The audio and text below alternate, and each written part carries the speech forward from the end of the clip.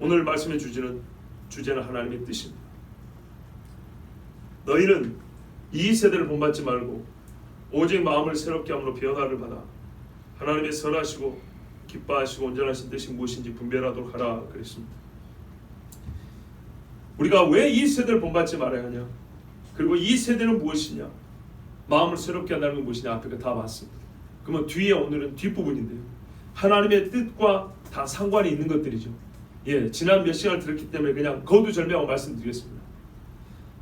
하나님은 자기 뜻에 관심이 있어요. 동시에 사탄도 뜻에 관심이 있어요.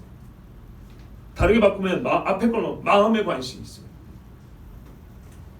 마귀도 마음에 관심이 있고 하나님도 마음에 관심이 있어요. 사탄은 사람에게 행동 양식, 잘못된 행동 양식을 부지런히 가르치지 않습니다. 잘못된 습관을 주입하는 이런 바보 같은 짓을 하지 않습니다. 이거는 나중에 합니다. 사탄은 제일 먼저 하는 것은 인격과 사물과 사건을 바라보는 조직적인 방법, 관점을 형성하는 데 관심이 있습니다. 똑같은 사건을 어떻게 바라보느냐, 같은 인물을, 같은 상황이지만 어떻게 이거를 연관돼서 조직적으로 판단을 내리느냐 하는 이런 관점을 사람에게 형성시키는 데 관심이 있습니다. 그런 후에는요, 눈이 삐뚤어지기 때문에 행동은 자동적으로 나오는 겁니다. 그렇다면 여러분, 우리 신자가 처음 신앙생활할 때 먼저 배워야 할 것도 바로 이것, 마음을 새롭게 함이라는 것을 아셔야 됩니다. 거듭나는 것이 신자가 처음 신자가 될 때 일어난 변화이라면, 이 거듭남과 함께 우리가 또한 연단하고 훈련해야 되는 것은 뭡니까? 이 세대를 본받지 않는 겁니다. 이 세대를 쫓지 않는 겁니다. 마음을 새롭게 하는 것을 연단하고 훈련하는 것을 처음부터 해야 됩니다. 왜요? 이게 하나님의 뜻과 상관이 있기 때문에, 직접적인 상관이 있기 때문입니다. 보십시오. 마음을 새롭게 하므로 변화를 받아 중간에 뭐가 없이 뜻입니다. 하나님의 뜻입니다. 행동 양식이 아니라 사고방식의 변화를 먼저 받아야 합니다. 우리는 이것을 신앙생활할 때 보면 보통은 고급 과정에서 배우는 것으로 생각하는 경우가 많습니다. 무슨 말이냐면 세계관 수업, 신앙인의 가치관, 우리는 경제에 대하여 신앙에서 어떻게 봐야 하는가, 정치에 대해서 어떻게 봐야 되는가, 이성 간의 관계는 어떻게 생각해야 되는가, 이런 것들을 소위 어떻게 생각해야 하는 것에 대한 신앙교육의 고급 과정에서 배우는 걸 생각하는 거예요. 처음에는요, 가가지고 수도꼭지 틀고 잠그를 가르쳐준 것처럼 교회, 우리 교회 왔으면요, 올 때는 이렇게 옷 매면서 이렇게 하고요, 성경 이쪽으로 들고요, 이런 걸 먼저 가르쳐준다. 예를 들면 그것은 오히려 나중입니다. 옷수를 길게 할까 짧게 할 것이냐, 양벌일까 한벌일까, 이건 나중입니다. 네가 이방인으로 살 것이냐 유대인으로 들을 거야, 이거는 별 큰 상관이 안 됩니다. 이거를 새롭게 하는 것부터 가르쳐야 됩니다. 예수를 믿으셨습니까? 예수 믿다고 스스로 인정하시고 시인하십니까? 그렇다면 전에 당신을 주장하고 살았던 생각들이 어떤 겁니까? 그거를 버리십시오. 바울이 했던 이겁니다. 전에 알고 있던 것을 세상에서 가장 고상한 것들이었습니다. 최고로 높고 아름다운 것들이었습니다. 똥으로 여겼다 했습니다. 이 변화가 예수 믿는 처음에 있어야 되는 변화입니다. 거꾸로 말하면요, 마귀가 타락시킬 때 이것을 바꿉니다. 에덴 동산을 보세요. 항상 우리는 혼란스럽고 또는 어려운 문제가 직면할 때 성경 해석에서도 뭔가 좀 이게 풀릴 듯 말 때 어렵다면 처음을 보면 됩니다. 이게 에덴에서 있었던 일입니다. 이 뒤집음, 차츰차츰 익혀져가는 경건의 습관이 신앙인의 사고방식을 만들어내는 게 아닙니다. 그러니까 뭐냐면 차츰차츰 교회 생활에 익숙해져 가면 거룩한 사고방식이 만들어지는 게 아니라고요. 이건 처음부터 기초 교육에 해당하는 겁니다. 어떤 식이냐, 지난주에 말씀드렸잖아요. 교리와 함께 인간에 대하여 자기 자신 어떻게 생각합니까? 나는 내가 제일이라고 생각하죠. 아니요, 틀렸습니다. 사람이 왜 삽니까? 나 잘 먹고 잘 사고 자기 입신양면에서 아니 틀렸습니다. 이렇게 말해줍니다. 사람의 인생이 어디서부터 어디까지입니까? 아니면 엄마 뱃속에 태어나서 죽으면 끝이 아닙니다. 틀렸습니다. 인생의 제일 가는 목적이 무엇입니까? 하나님과 함께하고 하나님을 즐거워하는 것입니다. 이렇게 가르치는 겁니다. 이렇게 되면 행동 양식은 어떻게 해야 되는가는 자동적으로 나오고 있습니다. 그게 좀 미숙할지라도 방향 설정이 확 달라지기 때문에 이제는 그 달라진 방향으로 여러 사람이 지혜를 모아서 하나님의 선한 뜻을 이루어갈 수가 있습니다. 자, 하나님의 뜻에 대하여 우리가 생각하는 것, 지금 몇 가지 우리가 우를 범하는 걸 몇 가지 지적하는 겁니다. 두 번째, 하나님의 뜻을 생각하면 보통 나를 향하신 하나님의 계획으로 이거를 치환해서 생각을 많이 합니다. 어떤 선교단에서 복음 증거할 때 그렇잖아요. 하나님은 당신을 위하여 놀라운 계획을 갖고 계십니다. 바로 이것이 오늘 12장 2절로 상황이 있는 것처럼 생각합니다. 여러분, 그 앞에 하나님의 뜻과 대비되는 건 뭡니까? 이 세대입니다. 하나님의 뜻을 분별하기 위해서 함께 수반되어 하는 변화는 뭡니까? 마음을 새롭게 함입니다. 이게 이른바 한 개인이 자기 삶의 문제를 앞에 두고 선택지를 가르쳐달라는 그런 차원에서 하나님의 뜻을 묻는 거라고 생각하십니까? 필요하죠. 필요는 하지만 그런 이야기를 하고 있는 게 아니잖아요. 지금 여기서 말하는 하나님의 뜻은 총체적인 뜻입니다. 포괄적인 겁니다. 한 개인의 삶의 문제, 오른쪽입니까? 왼쪽입니까? 이것을 말하는 게 아닙니다. 지금 모든 인간이, 하나님을 아는 모든 사람이 인생 전체를 두고, 인생의 삶이 무엇인가를 두고 구해야 될 것으로 하나님의 뜻을 말하고 있는 겁니다. 나귀를 잃어버렸는데요, 베델로 내려갈까요? 길 가려고 갈까요? 그런 얘기 아니란 얘기입니다. 제임스 몽고메리 보이스 목사님이 이렇게 말했어요. 우리가 따라야 한다고 격려를 받게 되는 하나님의 뜻은, 이 말씀 12장 2절은 이 세대를 본받는 것을 거절하고, 이 세대 총체적으로 잘못된 사고방식을 거절하고, 그 대신 우리의 마음을 새롭게 함으로 내면적인 변화를 받으면서 우리의 몸을 하나님께 거룩한 산제사로 드려야 하는 일반적인 뜻이라는 것을 지시하고 있다. 그러니까요, 매사에 우리의 몸이 하나님께 제물로 드려지는 것 같은 그런 하나님의 뜻을 구한다는 겁니다. 이와 같이 하나님의 뜻은 일반적입니다. 일반론적입니다. 그러니까요, 각 개인의 상황에 따라 준 것이 아닙니다. 모든 인간들에게 공히 전 생애를 들고 하나님의 뜻을 구하라 그러는데, 이 뜻을 하나님은 구체적으로 몇 가지 가르쳐 주십니다. 모든 사람이 준 것이기 때문에 일반적이고 각 개인의 상황을 뛰어넘으니까, 그러나 이거를 추상적으로 말하지 않고 매우 구체적으로 실제적으로 가르쳐 줬습니다. 예를 들면 성경에 이런 말이 있죠. 쉬지 말고 기도하라, 범사에 감사하라. 그렇죠? 이것은 뭐라고요? 하나님의 너희 향한 뜻이니라 이렇게 했다고요. 쉬지 말고 기도하라는 것은 잘 살 때만 얘기하는 겁니까? 아니면 병들 때만 얘기하는 겁니까? 항상 모든 사람이. 맞습니까? 하나님이 너희 향한 뜻은 이것이니 곧 너희의 거룩함이니라. 어린아이만, 나이든 사람만, 남자만, 여자만 아니죠. 모든 사람에게 하는 말씀입니다. 이게 하나님의 뜻입니다. 그런데 거룩함을 요구하는데, 하나님 우등 고속을 탈까요? 일반 고속을 탈까요? 프리미엄 고속을 탈까요? 요즘에는 비행기 1등석 같은 고속버스가 생겼어요. 이 세 가지 놓고 선택하는 것처럼 지금 그런 이야기 아니죠. 무슨 말씀인지 아시겠죠? 또 하나님의 뜻은 이것이니 곧 내 마음을 다하고 뜻을 다하고 힘을 다하고, 여기 뜻이 나옵니다. 내 하나님을 사랑, 또 이웃을 내 몸과 같이 사랑. 이게 하나님의 뜻이고 모든 율법과 선지자의 강령이라 이렇게 말씀했어요. 이런 차원의 얘기하는 겁니다. 오늘 이 옷을 입을까요? 저 옷을 입을까요? 물어보면 하나님이 감동을 하시긴 하지만, 지금 이 본문에서 말하는 것은 이 시대에 총체적으로 잘못된 이 시대를 떠나고 하나님의 뜻에 부합하기 때문에 이거는 매우 포괄적으로 생각의 틀 자체가 바뀌는 걸 얘기한다는 거죠. 자, 그래야 되는 이유 중에 한 가지가 하나님의 뜻의 본질과 속성이 있습니다. 여기 보시면 하나님의 선하시고 기뻐하시고 온전하신 뜻이라고 했습니다. 어떤 뜻은 하나님의 선함이 나타나고 선함이 나타나지 않냐고, 어떤 뜻은 하나님의 온전함이 나타나고 나타나지 않냐고, 그런 뜻이 없습니다. 하나님의 모든 뜻은 선합니다. 하나님의 모든 뜻은 하나님 자신도 기뻐하고 우리를 기쁘게 하는 겁니다. 하나님의 뜻은 항상 온전합니다. 그 속성에 어긋남이 없고 우리를 위하여 무슨 일을 시작하시면서 흠결이 있거나 중단되는 법이 없습니다. 그래서 하나님 자신을 향하여서도 그렇고 우리를 향하여서도 그렇고, 즉 경험되어지는 하나님의 뜻은 항상 선하고 기뻐할 만하며 온전합니다. 하나님의 뜻은 그래서 어떤 것이든 간에 항상 이 세 가지를 숙소로 있습니다.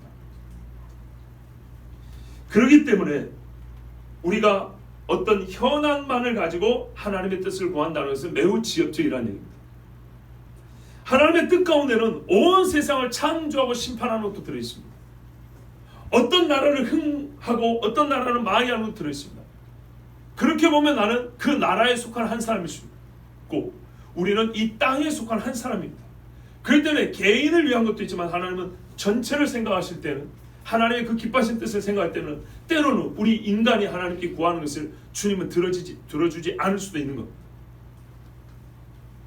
자, 우리는 지금까지 하나의 사건이나 한 영역, 어떤 한 영역에 대한 생각에서 그런 생각에서 새롭게 함을 받으라고 듣지 않았고 포괄적이며 총체적인 지성의 변화를 요구받았음을 기억하셔야 됩니다. 우리는 특별히 이게 혼의 영역에 속한다고 말했습니다. 즉 지성의 영역이라고도 볼 수 있습니다. 지성과 이성. 자, 여러분 보십시오. 이 땅에서 사람이 만든 교육기관은 사람의 이성적 능력, 이성의 능력을 가지고 학습을 하게 합니다. 그 지성적인 능력을 발휘하게 합니다. 그래서 이거를 할 수 있는 한 최대치로 고양시켜줍니다. 위로 올라가게 해준다고요. 그렇다고 했을 때 그 정도가 최고로 올라간다 한들 어디까지 가겠습니까? 하나님의 뜻을 분별함까지 갈 수 있을까요? 불가능합니다. 그런데 우리 하나님은 말씀해 줍니다. 사람이 영혼 육으로 됐다 했을 때 영적 변화를 받으면 이 혼의 영역에 있어서 어느 정도로 우리는 고양될 수 있냐, 즉 높이 올라갈 수 있냐. 이 땅에 사는 동안에도 일생의 매사에 하나님의 뜻을 분별하여 아는 데까지 이 지성이 어떻게 해요? 능력을 가질 수 있다는 얘기입니다. 즉 이게 구원받은 자에게 주신 하나님의 성령이고 선물이고 이 자체가 바로 구원의 능력입니다. 구원의 능력은 우리가 죄에서 벗어날 뿐만 아니라 죄에서 벗어난 사람을 살아야 되기 때문에 우리 인간, 이 전인격에 속한 모든 그 구성 요소를 가장 최고치로 끌어올립니다. 성령은 우리를 훈련하고 연단해서 바로 예수님을 닮게 하죠. 그 키가 지혜가 자라더라 했죠. 지혜가 자라 예수님처럼 자랄 수 있게 해주시는 것이 바로 구원의 능력입니다. 이 일을 성령이 하시는 겁니다. 그래서 예수님 말했어요. 내가 한 일보다 너희가 더 큰 일도 한다고 그랬어요. 이것은 꼭 기적을 행하는 일만 하는 게 아닙니다. 복음 증거, 매우 이성적인 작업에 의해서 말했을 뿐이잖아요. 성경을 읽고 설교를 했는데 그래요. 있는 그대로 말하면 바울이 전도한 사람의 숫자가 예수님이 이 땅에 때 전도한 사람 숫자보다 더 많아요. 말씀 그대로입니다. 바울이 항상 기적을 행한 게 아니었어요. 외쳤어요. 자, 우리가 이미 마음으로 원수가 되었지만은 이게 에덴에 있었던 타락인데요. 하나님의 뜻을 거스르고 하나님의 뜻에 대한 전체적인 사고방식의 타락이 우리에게 있었는데 우리 주님은 이것을 이제 중단하고 그 방향을 바꿀 것을 명하고 계십니다. 그리고 이 일을 8장에 보면 생명의 성령의 법이 그렇게 해주신다는 겁니다. 이게 불가능하다는 것을 이미 율법으로 확인시켜줬습니다. 우리가 얼마나 이 뜻에 있어서 하나님과 반대되며 이게 무능력한지를 우리 스스로 검증할 잣대가 없잖아요. 그래서 하나님의 율법을 가운데 딱 세워주니까 하는 것마다 율법을 거스르는 거예요. 그만큼 무능력하고 그만큼 우리는 반 하나님의 속성을 갖고 있는 거예요. 우리 모든 것이. 그런데 생명의 성령의 법이 오니까 우리가 생명을 얻으니까 어떻게 해요? 우리의 영이 하나님을 향할 뿐만 아니라 우리의 지성과 이성의 능력도 하나님의 뜻을 분별하는 최고의 능력을 발휘하는 거예요. 아주 예리하고 작은 단서 하나만 가지고도 이게 하나님의 뜻이구나 이렇게 발견할 줄 아는 거죠. 구원의 능력이 여기까지 미칩니다. 다시 짧게 말씀드리면요. 성령의 역사가 일어나 예수를 믿게 된 사람은 하나님이 어디까지 구원의 능력을 맛보게 하시냐. 이 땅에 있는 동안에도 지성이 영적인 세계를 향하여 있습니다.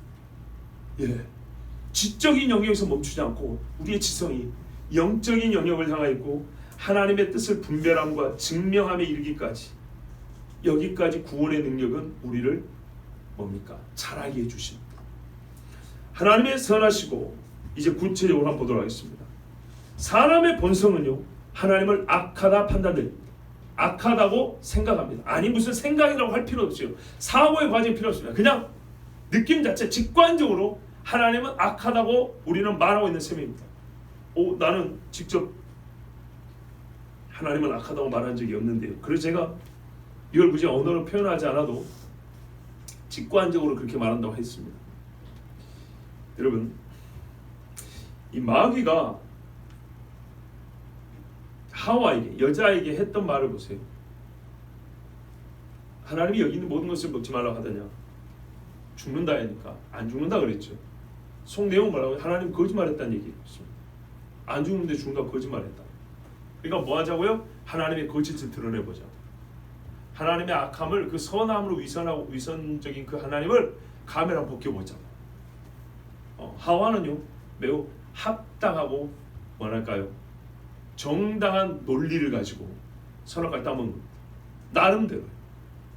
마귀의 말 가운데서 하나님을 살짝 빼버리니까 하나님을 판단하는 자리에 서게 되는 거예요. 보니까 진짜 그래? 한번 이거 테스트 해봐야 되지 않을까? 이렇게 돼 있습니다. 바로 이 하나님은 선하지 않다는 것이 마귀가 첫사람에게 주입한 생각입니다. 이게 마귀의 생각입니다. 하나님의 선하심을 부정하는 데에는 인간에 대한 잘못된 관점도 함께합니다. 인간은요 자신에 대하여 그 누구보다 선하다고 판단합니다. 나는 직접적으로 내가 가장 선하다고 말한 적이 없는데 우리가 이런 식으로 말하진 않아요. 근데 볼까요? 우리는 살면서 남의 주장을 말하지 않고 자기 주장을 주로 말합니다. 맞습니까? 남의 이야기도 자기 주장을 근거 지을 때 쓰는 말들이지, 남의 주장을 막 피터지게 외치는 사람은 없습니다.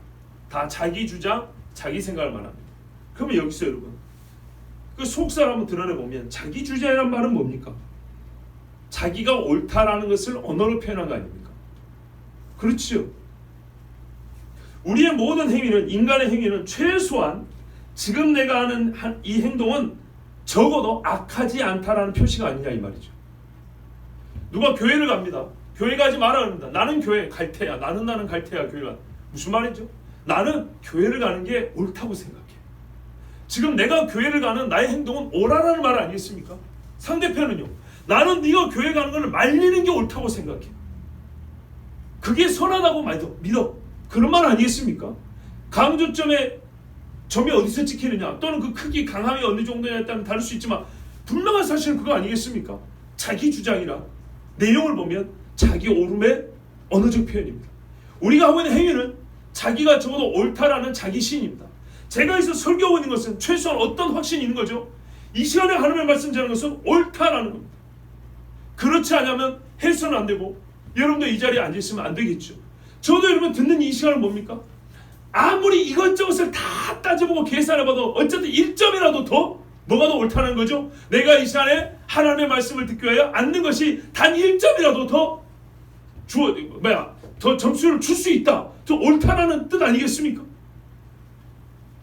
그러므로 인간은요 살면서 일평생 가장 많이 하는 것은 자기 옳음의 표시입니다.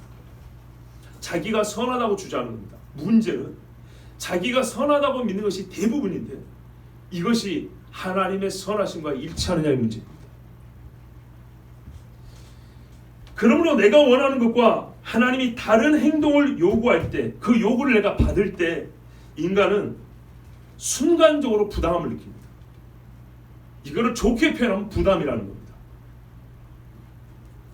당연히 하나님의 요구이지만은, 하나님의 말씀이지만서도 이 요구가 들어오는 순간에는 고개를 갸우뚱하거나 시큰둥하거나 모른 척하거나 아니면 인상을 찌푸리거나 아니면 뭔가 빠져나갈 구멍을 한 번이라도 순간적으로 생각하기 마련입니다. 왜요? 이 손익을 따져보기 전에 순간적으로, 찰나의 순간적으로 뭔가요? 내 마음에 뭐가요? 이게 안 맞고 옆으로 튕겨나가거든요. 인간의 본성이 그렇습니다. 인간은 전제되어 있는 것이 자기 자신에 대한 옳음, 이 확신을 가지고 살아갑니다. 근데 누군가 이것이 틀렸다고 또는 틀릴 수 있다고 말해줘야 됩니다. 근데 그것을 얘기해 주는 데가 유일하게 성경입니다. 하나님의 뜻만이 선하다고 말해줍니다. 이 선한 하나님의 뜻이 그렇지만 스스로 옳다고 생각하는 나의 뜻과 부딪히고 충돌할 때 인간 아까 말씀드린 그런 반응이 나타납니다. 근데 거기서 불복하는 것이 뭐예요? 마음을 새롭게 변화를 받는 거예요. 그래서 마음을 새롭게 하는 거예요. 그리하여 여호와의 판단과 심판에 대하여 우리는 선하심을 알게 됩니다. 히스기야가 하나님께서 나라를 뭡니까? 이 남들에게 빼앗기게 해버린다고 할 때, 넘겨버린다고 할 때, 네 때 말고 너 자녀 때 그렇게 한다고 하자. 하나님 앞에 뭐라 그러니까? 여호와의 말씀이 좋소이다. 선하십니다. 우리가 하나님의 하시는 일에 대하여 선하다고 말할 수 있어요. 옳습니다라고 말할 수 있어요. 요한계시로 보면은 하늘에 있는 모든 영들이, 그 거룩하고 순전한 영들이 하는 말이 이구동성으로 여호와여 이처럼 심판하시니 옳소이다. 좋다 그랬다. 하나님께서 이 땅에 피조물을 만드시고 하신 말씀은 항상 똑같았습니다. 보기에 좋았다. 우리말로 하면 기쁘다는 말도 있고 선하다 말도 포함되어 있습니다. 그것이 악하지 않기 때문에 하나님의 마음을 즐겁게 했던 겁니다. 하나님의 뜻에 다 부합했던 겁니다. 부정함과 부패함이 하나도 없는 상태. 하나님의 뜻은 그렇습니다. 이것을 마음이 변화된 사람들은 항상 하나님의 뜻에 대하여 그렇게 받아들입니다. 하나님의 뜻이 들 때마다 옳습니다. 하나님의 뜻이 선합니다. 이렇게 말합니다. 사도 요한이 그렇습니다. 사도 요한이 요한 1세 보면은 하나님은 사랑이시라고 말할 때 그 사랑이 바로 이와 통하는 말입니다. 하나님께서 이스라엘을 심판하기도 하고 많은 신자들을 불과 칼에 죽임을 당하게 했지만 그들의 생명을 다 구해주지 않았지만 그래도 하나님은 사랑이시라고 말할 수 있는 사람은 하나님은 항상 선하시다라고 말할 수 있는 사람입니다. 기뻐하시고 유대인이라 칭하는 내가 율법을 의지하며 하나님을 자랑하며 율법의 교훈을 받아 하나님의 뜻을 알고 지극히 선한 것을 좋게 여기며 선한 것과 좋게 여기는 기뻐함을 함께합니다. 원래 유대인은 하나님의 뜻이 알려지면 하나님의 뜻에 대하여 뭐 해야 되냐면 그것을 좋게 여기며 즉 기뻐야. 아까 말씀드린 대로 하나님의 선하시고 기뻐하시고 온전하신 뜻이라는 것은 본질이 그 속성이 그러다는 것이고 이 말은 속성이 그렇지만 여기서 주신 문맥 안의 말은 어떤 거냐면 하나님의 뜻을 경험하는 우리에게 그렇게 체험된다는 겁니다. 선하시고 하나님의 뜻이 우리에게 보이면 기쁘다는 겁니다. 마음을 새롭게 되지 않아서 어떻게 하죠? 하나님의 뜻이 전혀 기쁘지 않습니다. 예수께서 우리를 위하여 죽으신다는 것도 전혀 기쁘지 않습니다. 그러나 마음을 새롭게 하면 어떻게 됩니까? 하나님이 그 아들을 보내서 우리를 위하여 대신 죽게 하셨다는 것만큼 기쁜 이야기가 없죠. 즉 하나님의 밝히 드러난 모든 뜻이 우리에게 기쁨이 됩니다. 이것이 바로 유대인이 원래 가지고 있어야 될 마음이었습니다.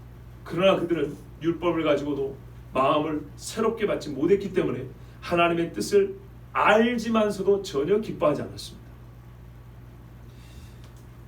온전한 뜻, 많이 피곤해 하시니까 제가 빨리 넘어가겠습니다. 온전한 뜻을 또 분별하라 그랬습니다. 예수 온전하다는 말은 완벽하게 달성한 어떤 일에 대한 생각이 완전하다는 겁니다. 정해진 목표가 있어요. 그거를 완벽하게 다 이루었어요. 거기에 대하여 우리가 다 이루었다. 예수님 말씀하셨처럼 다 이루었다라는 생각을 하게 됩니다. 그렇습니다. 하나님의 뜻은 말씀하신 말을 항상 다 이룬다.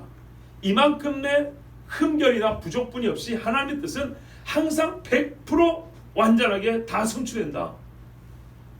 이렇게 마음을 새롭게 함을 받으면 하나님의 뜻에 대한 이런 판단을 내려야 된다는 겁니다.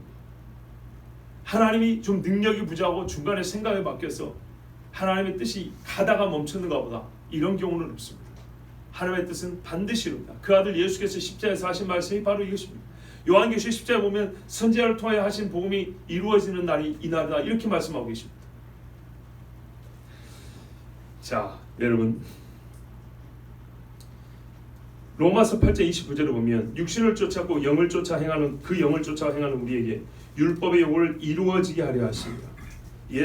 우리를 통하여 하나님이 그 요구가 하나님께서 뜻하셨던 것이 다 이루어지게 하시고 이게 하나님의 뜻이에요. 이루어지게 하는 게 하나님의 뜻이고 실제로 이루는 것을 우리가 경험하게 됩니다. 이렇게 하신다는 것을 우리가 알아야 된다는 얘기입니다. 히브리서 13장 20절 21절에 보면 양의 큰 목자이신 우리 주 예수를 영원한 언약의 피로 죽은 자 가운데서 이끌어내신 평강의 하나님이 모든 선한 일에 너희를 온전케 하사 자기 뜻을 행하게 하시고 그랬습니다. 우리를 온전하게 하사 하나님의 뜻을 행하게 하심으로 하나님이 그 뜻을 이루는 것을 우리로 하여금 경험케 하신다. 이런 말씀입니다. 왜 제가 이 분별하라는 말을 잘 쓰지 않냐고 자꾸 경험케 한다 이렇게 말을 쓰냐면요, 번역이 좀 다르기 때문입니다. 우리 번역에는 하나님의 뜻이 무엇인지 분별하라고 했습니다. 이게 그러니까 판단의 영역에서만 그치는 걸로 되어 있습니다. 그런데 원뜻은 그렇지 않습니다. 여러분 흥정역 번역을 갖고 계신 분들은 이렇게 되어 있죠. 하나님의 온전하신 뜻이 무엇인지 입증하도록 하라 이렇게 되어 있어요. 프루브하라고, 입증하라 이렇게 되어 있어요. 입증은요 행위를 말합니다. 분별은요 그냥 머릿속에서 일어나는 일입니다. 내 속에서 일어나는 일입니다. 입증은요 경험을 얘기하는 겁니다. 그래서 제가 지금 자꾸 의도적으로 경험이라는 말을 쓴 겁니다. 분별이라는 말을 쓰지 않냐. 무슨 말이냐, 하나님께서 생명의 성령으로 말미암아 만들어내신 사람을 보십시오. 자 보세요. 하나님의 선하시고 기뻐하시고 온전하신 뜻이 무엇인지를 삶으로 입증해내는 사람이 하나님이 마음을 새롭게 함으로 구원한 사람입니다. 새로운 피조물이 되었다는 게 어느 정도인지 그 차이를 보라고요. 말하자면 하나님께서 만들어낸 사람을 보라. 피조물 중에 아담과 하와가 정말 멋지잖아요. 이게 하나님이 만드는 사람이라는 존재야. 이러죠. 자, 타락을 했습니다. 변화를 받아 우리가 구원을 받았습니다. 하나님이 우리에게 어떻게 보냐면 이런 사람이 바로, 그러니까 이런 사람이 아니라 봐라 이 사람이 곧 내가 다시 만든 새 피조물이다. 이렇게 말하고 있는 거예요. 어떻게 이걸 표현해? 그러니까 하나님이 생명의 성령으로 만들어낸 새 사람을 보라 할 때 그 사람은 어떤 사람이냐면 어떤 차이가 있냐, 그 전과 하나님의 선하시고 기뻐하시고 온전하신 뜻을 삶으로 입증해내는 사람이 되는 거예요. 이게 바로 하나님이 변화시킨 구원의 능력이에요. 그러니까 제가 그래요. 하나님이 우리를 구원했다는 말은 하나님의 뜻을 세상 앞에 입증하는 존재로 우리를 다시 태어나겠다는 겁니다. 저는 이것을 구원의 2차적 두 번째 목적이라고 부릅니다. 첫 번째는 죄를 용서받고 마귀의 종노를 한 데서 자유를 얻는 겁니다. 두 번째는 이 땅에서 하나님의 뜻을 입증하여 하나님께 영광을 돌리는 겁니다. 내가 삶으로 하나님의 뜻이 무엇인가를 나타내 보여 하나님 살아계심을 입증하는 겁니다. 이게 변화된 사람의 삶입니다. 지금 우리 본문은 그걸 얘기하고 있는 겁니다. 우리 앞에 복음의 가장 기본이가 다 들었지 않습니까? 그 다음에 12장부터는 삶의 실천편이라면서요. 바로 그 이야기입니다. 세 번째, 구원의 3단계 마지막은 뭐냐? 주 하나님과 영원한 안식에 거하며 그분을 영원히 즐거워하고 찬송하고 경배하는 겁니다. 즉 부활한 몸을 가지고 이제는 이 땅이 아니라 새하늘과 새 땅에서 주님과 영원히 사는 겁니다. 그런데 이제 구원을 죄사함을 받고 거듭난 사람이 그 새하늘과 새 땅에 들어가기 전에 이 땅에 있는 동안에 가장 구원받은 자의 완벽한 모습, 하나님이 이것을 행하라고 구원한 거예요. 하나님이 구원했다는 표징이 뭐냐면 바로 이런 삶이에요. 이런 삶이 안 나타나면 감히 구원이라고 말할 수가 없어요. 구원이라는 건 아무것도 아닌 거예요. 그냥 관념에 불과한 거예요. 그러나 구원이 실제이기 때문에 구원받은 사람은 이렇게 살아가요. 그 사람의 삶에서 이것이 항상 양파 껍질을 벗기듯이 하나씩 입증이 돼요. 증명이 돼요. 아, 하나님이 이 땅에 말씀하신 모든 말씀이 선한 것이었구나. 거룩하고 온전하신 것이었구나.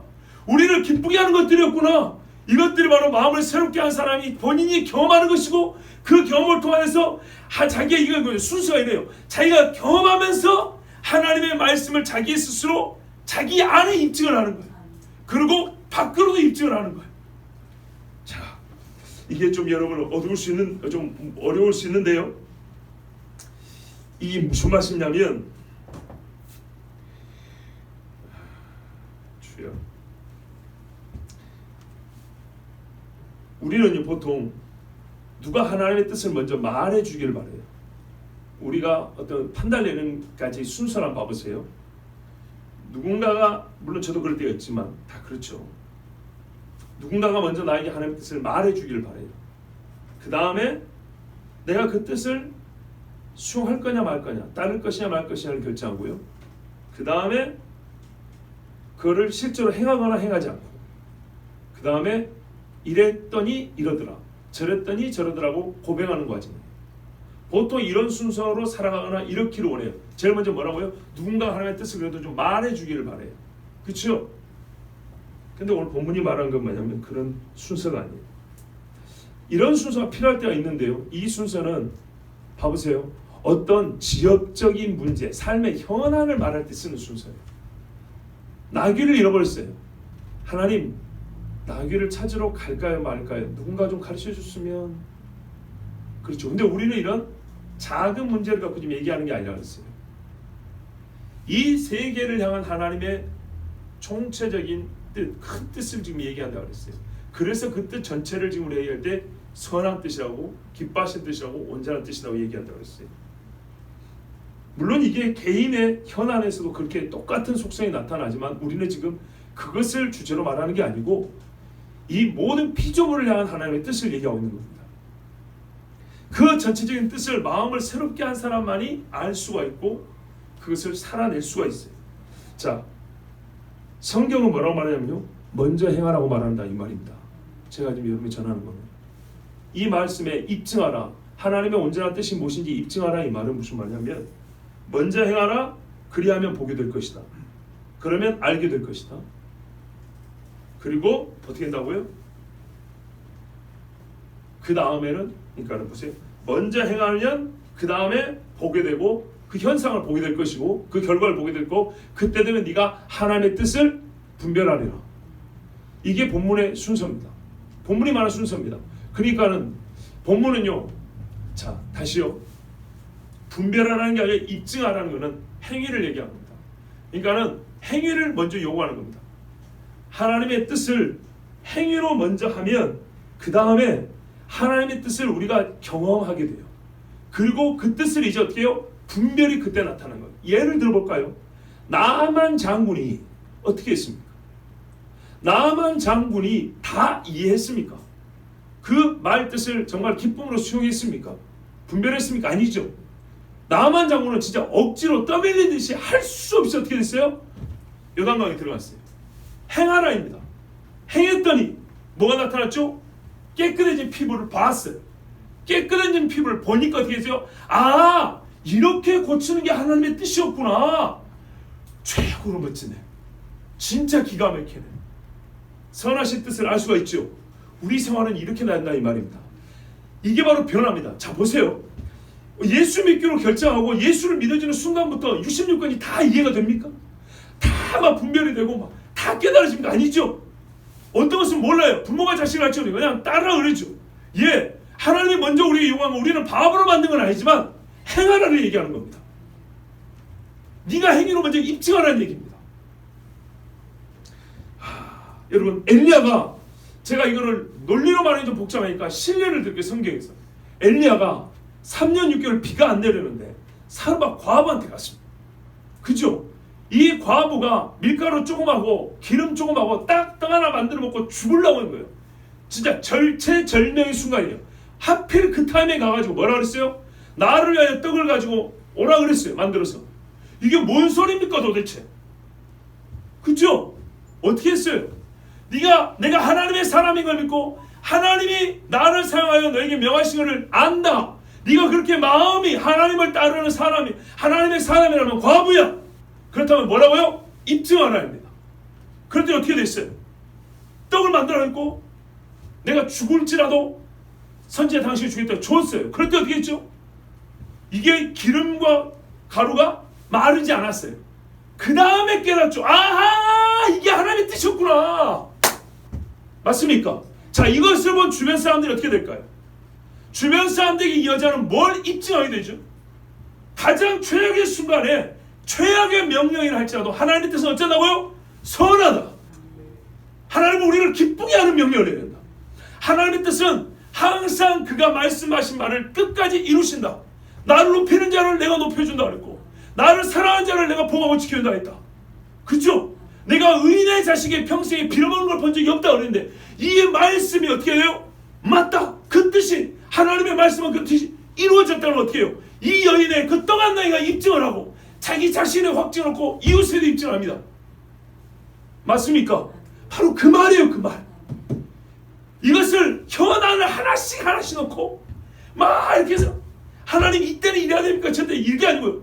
아예 마음의 통째 틀이 다르다니까요. 하나님의 말씀을 무조건 어떻게 해요? 듣는 거야 그냥. 아멘인 거예요. 그러면 어떻게 해요? 오히려 뜻이 분별이 되는 거예요. 번역이 잘못됐어요. 예수님이 이렇게 말씀했어요. 요한복음 17장 16절 17절 예수께서 대답하여 가라사대 내 교훈은 내 것이 아니요 나를 보내신 이의 것이라. 이걸 어떻게 알아요? 내 교훈이 예수님 입에서 나온 말이 예수님 자기께 아니라 하나님의 것이 어떻게 하냐고요. 나는 지금 주님 말씀하신 대로 한 거예요. 예수님 뭐라고 하지 아십니까? 사람이 하나님의 뜻을 행하려 하면 이 교훈이 하나님께서 왔는지 내가 스스로 말하는지 알리라. 아멘. 그러면 안다는 거예요. 우리는 거꾸로 생각한다. 나를 설득시켜봐. 논리로 입증을 해봐. 증명을 해봐. 이건 마음을 새롭게 한 게 아니에요. 이건 마귀가 쓰는 방법이에요. 그렇다고 하나님은요 우리에게 반지성적으로 우리를 멍청이 만드는 분이 아니에요. 무슨 말이냐면 초월적 지식은 그렇게 쌓는 게 아니에요. 봐보세요. 이 땅의 고등기관에서 될 수 있는 지성의 최고치는 형이 하악이에요. 보이는 거예요. 보이는 거. 보이지 하나님의 말씀하는 지식은요 보이지 않는 지식이에요. 지금 하나님을 아는 지식이에요. 하나님을 아는 지식은 이 땅의 교육기관이 가르쳐주는 논리적 방식으로 되는 게 아니에요. 하나님을 아는 지식, 초월적인 영의 세계를 아는 지식은 어떻게 한다고요? 먼저 행하는 거예요. 그러면 나타나게 돼 있어요. 보이지 않는 자의 명령에 행하면 보이는 대로 나타나게 돼 있고, 이 나타나는 걸 보면서 우리는 어떻게 해요? 아, 그분이 보이지 않지만 계시구나, 그분이 선하구나, 온전하구나, 것을 입증하게 되는 거예요. 이게 바로 하나님께 영광을 돌리는 삶이 되는 겁니다. 이에 대한 하나님의 말씀이 얼마나 많은지 말해요. 오늘 바로 이 말씀을 풀어 말한 것들이 너무너무 많은데 성경을 읽어드릴게요. 디도서 2장 14절에 그가 우리를 대신하여 자신을 주시면 모든 불법에서 우리를 구속하셔. 이게 제가 구원의 첫 단계라고 그랬죠. 두 번째는 우리가 지금 얘기하고 있는 중이죠. 두 번째 뭐냐냐, 우리를 깨끗하게 하사 그 다음에 선한 일에 열심하는 친백성이 되게 하려 하십니다. 베드로서 2장 9절에 오직 너희는 택하신 족속의 왕같은 제사장들이요 거룩한 나라의 그의 소유된 백성이니 이는 너희를 어두운 데서 불러내어 그의 기이한 빛에 들어가게 하신. 이게 구원의 첫 단계. 그 다음에 어떻게 한다고요? 그 자의 그리스도의 아름다운 덕을 선전하게 하려 하십니다. 그의 선하심을 사람들에게 알리게, 진짜 광고를 하게 하십니다.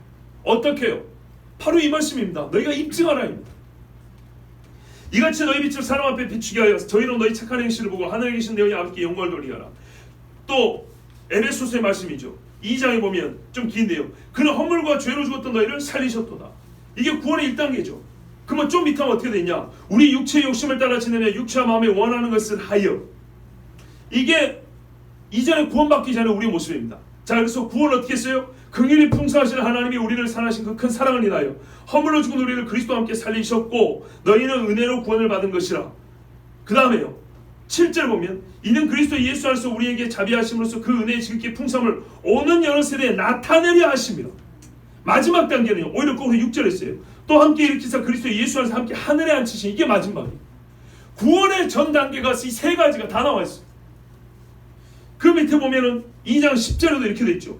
이 일은 우리는 그가 만드신 바라 그리스도 예수 안에서 선한 일을 위하여 지심을 받는 자니 이 일은 하나님이 전에 예비하사 우리로 그 가운데서 행하게 하려 하심이라고 했어요.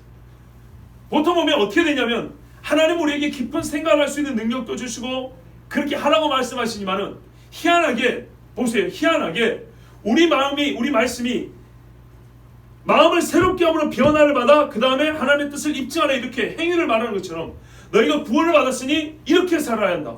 구원을 받았으니 이렇게 살 수 있다. 구원을 받았으니 이제는 이렇게 사는 것이 당연하다는 식으로 말씀하는 말씀이 아주 많습니다. 그러니까는 구원을 받은 이후에 바로 행위로 연결시켜버립니다. 근데 이 행위가 어디서 온다고요? 마음을 새롭게 함이었기 때문에, 이것이 틀어졌기 때문에, 바뀌어졌기 때문에 이 바뀌어진 틀을 가지고 그때부터는 이제는 바로 한번 해보라는 겁니다. 그것이야말로 진짜로 내가 마음을 새롭게 하는지를 스스로 입증하는 방법이며 우리를 새롭게 하신 하나님을 이 세상 앞에 증명하는 방식이라고 말합니다. 왜냐? 다시 말씀드리면 하나님이 이 땅에 있는 어떤 물건이나 사람이 아니기 때문입니다. 그런 방식이 필요한 이유입니다. 하나님은 초월적인 방식입니다. 만약에 우리가 작은 단서럽던 시야에서 하나님을 알았다면 우리는 예수님이 필요가 없습니다. 이걸 이름하여 신학적으로 자연신학이라고 합니다. 우리가 경험할 수 있고 우리가 추론할 수 있는 어떤 단서를 가지고 우리의 머리로 굴리고 해가지고 하나님을 찾았다는 것, 이거는 성경이 가르치는 게 아닙니다. 성경은 하나님이 만나셨다는 겁니다.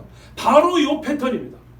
그것처럼 하나님이 만나주심으로 진짜 주님을 만난 사람을 어떻게 한다고요?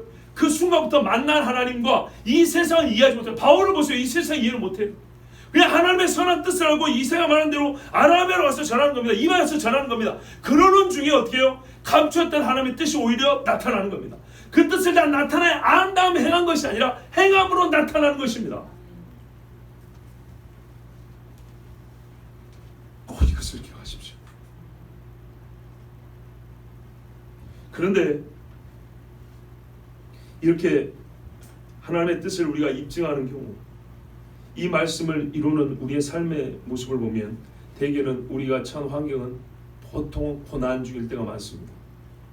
평범할 때보다는 고난 중일 때 이 하나님의 뜻을 입증하고 또한 그래서 발견하는 경우가 많습니다. 평범할 때보다는 고난 중일 때. 성경이 이렇게 말합니다. 우리가 잘 아는 시편에 보면 이런 말씀이 있죠. 시편 19편 66절에서 72절을 읽어드리겠습니다. 내가 주의 계명들을 믿었사오니 좋은 명철과 지식을 내게 가르치소서. 자, 명철과 지식을 내게 가르쳐주길 바래요. 정말 나는 분별력 있고 총명 있는 사람 되기를 바래요. 근데 이걸 어떻게 했냐 보세요. 고난 당하기 전에는 내가 그릇 행하였더니 총명이 없었어요. 하나님의 뜻에 대한 지식이 없었어요. 뭐 하기 전에요? 고난 당하기 전에. 왜 이렇게 필요할까요? 우리가 죄성을 갖고 있는 사람을 알아야 됩니다. 우리 스스로 백지가 아니다. 제가 앞에 지금까지 말씀드린 우리는 지금 백지 상태에서 들었다고 생각하면 안 됩니다. 이 말씀 자체도 우리는 썩고 부패한 심령으로 지금 받고 있는 중입니다. 잘해봐야 먹물이 흥건히 젖어 있는 지금 마음으로 듣고 있는 중입니다. 아무리 잘해도. 그래서 이 쓴물을 빼는 작업을 하나님이 하시면서 우리에게 깨우침을 주는데요. 보통 그 과정이 고난입니다. 성경에 말하죠. 보세요. 다시 내가 주의 계명들을 믿었사오니 믿었어요. 근데 뭐가 더 필요해요? 가르침도 필요해요. 좋은 명철과 지식을 내게 가르치소서. 그런데 믿었는데도 불구하고 주님이 가르쳐주기 전에는 내가 어떻게 했냐면 그릇 행했대요. 그러니까 보니까 아무리 해도 안 되는 거예요. 그릇 행하는 거예요. 뭐 하기 전에는요. 그래서 주님이 이거를 그릇된 것을 교정해 주려고 고쳐주시려고 고난을 주셨어요. 고난 당하기 전에는 내가 그릇 행하였더니 이제는 주의 말씀을 지키나이다. 아이고 이게 원래 소원 아니었어요? 고난이 중간에 끼니까 주의 말씀 지켜야 되는 거예요. 지식과 총명이 되는 더해졌다는 말입니다. 주는 선하사 선을 행하시니 보세요. 이 고난을 보고도요. 깨달음이 올 때 뭐라 그래요? 주님이 주신 고난을 갖고도 주님은 선하대요. 이렇게 말씀하세요. 구약의 신앙인들이 얼마나 훌륭한가 봐보세요. 정말. 주는 선하사 선을 행하시니 주의 율례들을 내게 가르치소서. 교만한 자들이 거짓을 지어 나를 치려하였사오나 나는 전심으로 주의 법도를 지키리이다. 그들의 마음은 살쪄서 기름덩이 같으나 나는 주의 법을 즐거워하나이다.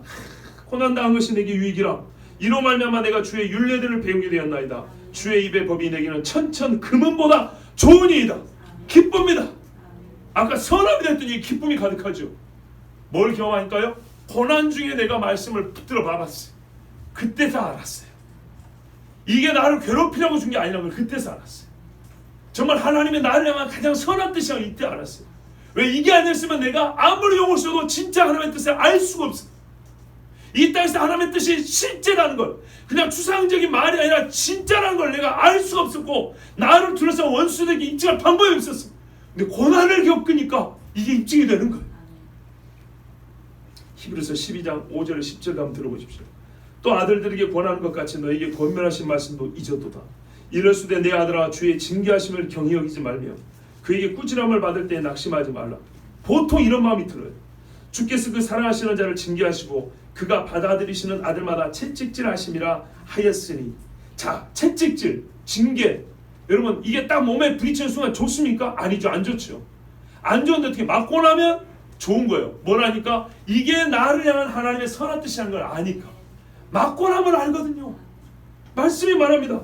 너희가 참으면 징계를 받기 위함이라. 하나님이 아들과 같이 너희를 대우하시나니 어찌 아버지가 징계하지 않는 아들이 있으리요. 징계는 다 받는 것이거늘 너희에게 없으면 사생자의 친아들이 아니니라. 또 우리 육신의 아버지가 우리를 징계하도 공경하였거든 하물며 모든 영의 아버지께 더욱 복종하여며 살려하지 않겠느냐. 그들은 잠시 보세요. 자기의 뜻대로 우리를 징계하였거니와 오직 하나님은 우리의 유익을 위하여 그의 거룩하심에 참여하게 하시느니라. 막 맞을 때는 아파서 싫었거든요. 하나님이 뭐 이래? 하나님의 뜻일까 이게 정말? 내가 이렇게 힘든 게 하나님의 뜻일까 싶었는데 나중에 뭐가 될까요? 거룩한 나를 보게 된 거예요. 맞고 나서 내가 생각하지 못한 거룩한 삶을 사는 나를 보게 된 거예요. 그때서야 깨달은 거예요. 하나님의 매질이라는 것은 이 세상 그 누구도 나를 가르칠 수 없고 변화시키면 나를 거룩하게 하려 하는 거. 거룩은 말했어요. 하나님의 뜻은 이것이니 곧 너희의 거룩함이라고 그랬잖아요. 이 거룩함을 위하여 하나님 뭐 한다고? 매질을 한대요. 매질을 경험해 볼 때 우리가 어떻게 해요? 마음을 새롭게 받는 사람은 그걸 어떻게 해요? 참는데요. 왜? 유쾌하진 않거든. 마음을 새롭게 한 사람은 여기서 튕겨나가 버리는데 마음을 새롭게 한 사람은 뭐 한다고? 말씀을 하잖아요. 우리 인간을 너무 잘 알아요. 감사합니다. 이렇게 안 받는 알아요. 마음을 새롭게 한 사람은 어떻게 받냐면 참음으로 받는데요. 우리는 인간이에요. 견뎌요. 하나님의 꾸지람과 채찍을 견디고 참는다고요. 변화되지 않은 사람은 바로 튕겨나가지만 변화된 사람을 참아요. 그런 다음에 얻는 게 뭐예요? 거룩함이었어요. 내가 정말 잘 참았구나. 내가 하나님의 꾸지람을 정말 잘 견뎌내었구나. 그러므로 말미암아 내가 하나님의 사랑을 또 스스로 입증하니 얼마나 기쁩니까? 우리 아버지가 이렇게 말하지 마요. 너희가 육신의 아버지께도 그렇게 맞고 난 다음에 더 복종하지 아니하냐. 왜? 아비가 나를 미워서 때는 게 아닌 줄 아니까. 철든 아들은요, 그때 아버지가 나를 때려서 나 내면에 울고 있는 아이가 있어. 이러면서 아버지에게 원수 갚는 게 아니에요. 어쩐다고요? 정말 아버지가 몇 달 힘이 없는 것을 슬퍼하고 온다 그랬어요. 그 아버지를 또 공개한다 그랬어요. 성경이 이렇게 말해요. 이것이 최소한의 가정교육입니다. 근데 하나님 뭐라 그래요? 너희가 육신의 아버지한테 매를 맞을 때 정말 힘들지만 아프지만 견디지 않냐. 그 다음에 오히려 아버지가 원수된 게 아니라 아버지를 공경하지 않냐. 그러면 하늘의 아버지는 어쩌냐. 하늘의 아버지를 너희가 믿는다면 그 채찍을 견디로 참아라. 참고 나면 너희가 거룩함을 경험할 것이다. 거룩해진 나를 바라보게 될 것이다. 이것이 바로요, 마음을 새롭게 함으로 하나님의 온전하신 뜻을 입증하는 사람입니다. 로버트 캔들루시라는 목사님, 100년 전의 목사님입니다. 150년 전이죠. 이 목사님이 이런 말씀했어요. 하나님의 뜻은 오직 시련에 의해서만 알 수 있다. 유한한 이 본질의 참여자이며, 우리 인간을 말해요. 하나님의 권위 아래 있으며 그분의 율법 아래 있는 종이나 복종의 위치에 있는 자는 어느 누구라도 하나님의 뜻은 다름이 아니라 경험을 통하여 알 수 있다는 것을 깨달을 수 있다. 두 가지 얘기입니다. 경험, 고난. 시련의 경험, 고난의 경험. 그래서 이분이 이렇게 설교했어요. 여러분은 하나님의 뜻이 무엇이며 그것의 속성과 특징이 어떤 것이라는 것을 어림짐작으로 설명할 수 없다. 나는 이 목사의 말에 정말 천천히 그분보다 귀한 말씀이에요. 뭐라고 말해요? 어떤 신학책에서도 이런 진짜 옳은 말을 할 수 없어요. 뭐라고 했어요? 여러분은 하나님의 뜻이 무엇이며 그 뜻의 속성과 특징이 어떤 것이라는 것을 어림짐작만으로는 설명할 수 없다. 책 몇 권 봤다고 아는 척하지 말라고 말이에요. 하나님의 맷대름을 경험해보지 않냐고. 하나님의 신세계를 쫓아가면서 고난 중에 하나님의 인도하심을 정말 나를 끌어주심을 경험해보지 않냐고. 나를 붙잡아 주셔서 넘어지 않게 정말 다리를 붙들고 계시고 손을 끌어주시는 애굽에서 우리의 손을 붙잡고 나오신 하나님을 경험해보지 않았으면 하나님의 뜻을 안다고 말할 수 없다 이 말입니다. 여러분은 자기 자신을 위하여 그리고 실험적으로 습득해만 한다. 실제로 경험을 해봐야 된다. 자기 자신의 인격과 자기 자신의 경력에 의해서, 번역이니까 이렇게 해요, 선하며 용납할 수 있으며 온전한 하나님의 뜻이 어떤 것이라는 것을 입증해야 합니다. 나의 모든 삶을 통해서, 내가 경험을 통해서 정말 하나님의 뜻이란 항상 선하며 항상 유익하고 좋으며 항상 온전하다는 것을 입증해야만 한다. 그래야만 그와 동시에 우리는 뭘 할 수 있다고요? 어림짐작이 아니라 진짜로 하나님의 뜻을 알 수 있다, 이렇게 말하고 있습니다. 이것이 누구에게만 주어진 거예요? 입증하라는 명령이 누구에게 지금 주어진 거예요? 세대 2세대를 본받지 않고 마음을 변화받을 사람에게만 준 거예요. 그러니까 이게 구원의 능력이에요. 하나님이 새롭게 만들어내는 사람을 보라! 이 사람이 어떤 사람인가? 하나님의 뜻을 고난 중에서 그 처절한 경험 중에서 피 흘리기까지 수고함 중에서 하나님의 뜻이 선하고 기뻐하고 온전하다는 것을 세상 가운데 입증하며 사는 사람이 바로 하나님이 새롭게 만든 피조물이라는 겁니다. 진짜 로마서를 통해 주신 하나님의 말씀이 작지 않아요. 정말 이 세상에 담을 수 없는 하나님의 말씀들이 얼마나 큰지 몰라요. 구원의 크기를 한번 보십시오. 여러분 신뢰를 한번 보시자고요. 지혜로운 요셉이었습니다. 요셉이 꿈만 꿈꿔가지고는 하나님이 기뻐하시고 선하시고 온전하신 뜻을 알지 못했습니다. 그때는 꿈자랑이 바빴어요. 근데 우리가요 분명히 성경에서 드러나는 그 찰나의 순간이 언제인지 모르지만 변화된 후의 모습을 어디서부터 확인합니까? 어디서부터요? 감옥에서부터요. 꿈에 대하여 그의 삶을 어떻게 해요? 보디발의 집에서 살 때에 거룩함으로 살아가죠. 정말 남의 집에 종살아죠.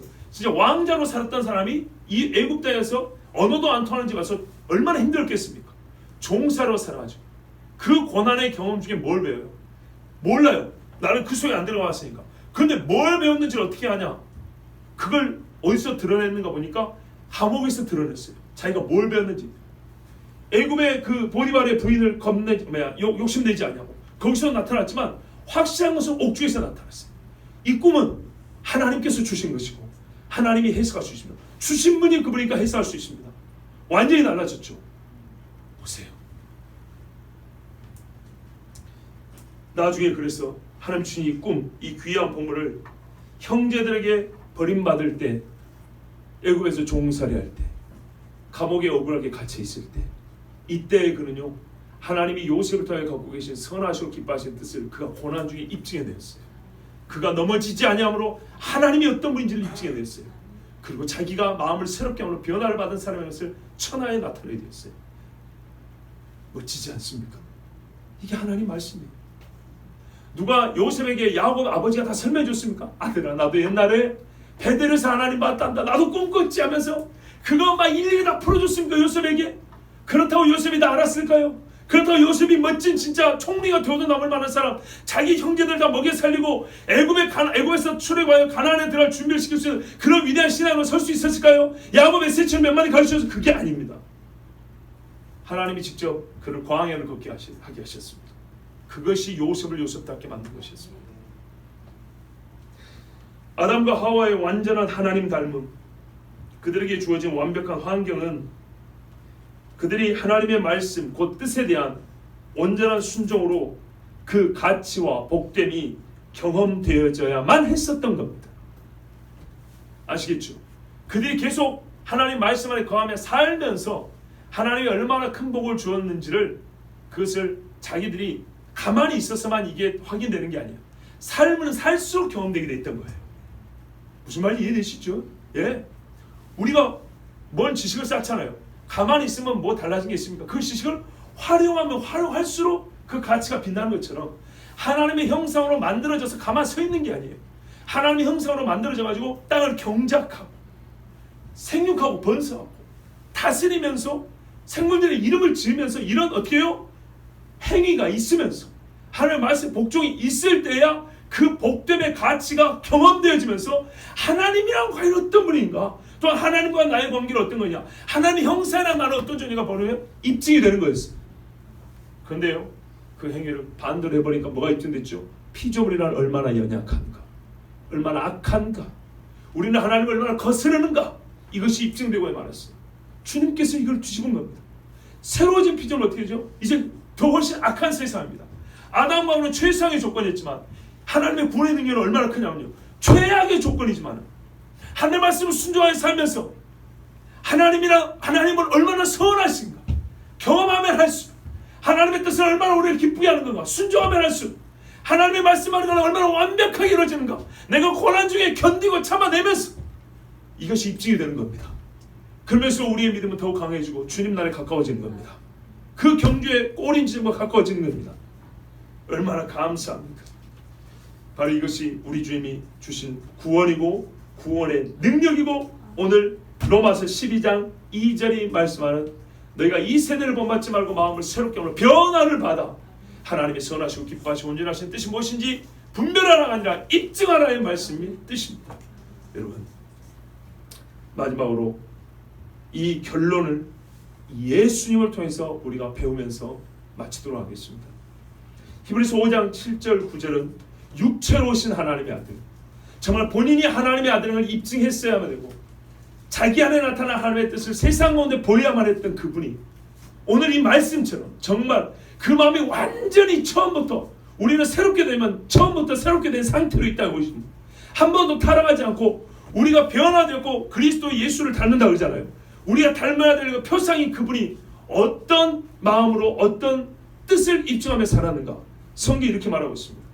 히브리서 5장 7절 9절 그는 육체에 계실 때 자기를 죽음에서 능히 구원하실 이에게 심한 통곡과 눈물로 간구와 소원을 올렸고 그의 경외하심을 위하여 들으심을 얻었느니라. 보세요, 그가 아들이시라도 고난으로 순종함을 배워서 온전하게 되었은즉. 이게 오늘 말씀에 정말 우리의 결론을 받아주시기 바랍니다. 그가 아들이시라도 고난으로 순종함을 배워서 온전하게 되었은즉 자기를 순종하는 모든 자에게 영원한 구원의 근원이 되셨다, 이렇게 말씀합니다. 우리는 예수님의 가신 길을 따라가면 돼요. 예수님의 아들이시라도 타락한 적이 없는 분, 정말 인간의 연약함을 모든 것을 다 참아내시면서 고난을 견뎌내면서 어떻게 했죠? 하나님의 뜻을 이 땅에 입증해 내셨어요. 살아내셨어요. 우리에게 많은 말로 설명하셨지만 그 모든 설명보다 더 큰 것은 바로 그의 순종의 죽음이었어요. 그리고 아들은 그를 다시 살림으로 온전하신 뜻을 아버지는 입증해 내셨어요. 여러분, 성경 말합니다. 우리는요, 보라 죽은 자 같으나 죽지 아니하고 산 자로 말합니다. 하나님의 말씀이 오늘 여기 있습니다. 여러분, 하나님이 구원한 자를 보십시오. 여러분과 저 이 땅에 죄로 말미암아 죽은 우리를 살려내셨습니다. 하나님이 살려낸 자들을 보십시오. 그 살림의 능력이 얼마나 큰지를 보십시오. 이제 이 사람은 하나님의 선하시고 온전하신 그 뜻, 기뻐하시는 뜻을 세상에 입증하여 사는 사람입니다. 이 말씀이 믿는 우리에게, 나와 여러분에게 그대로 있기를 원하며 나는 하나님의 종으로서 이 말씀이 우리 마음속에 새겨지고 순종하는 모든 자들에게 하나님의 말씀 우리 삶에서 그대로 이루어질지어다. 아멘. 우리 함께 기도하겠습니다. 우리 하나님 앞에 기도합니다.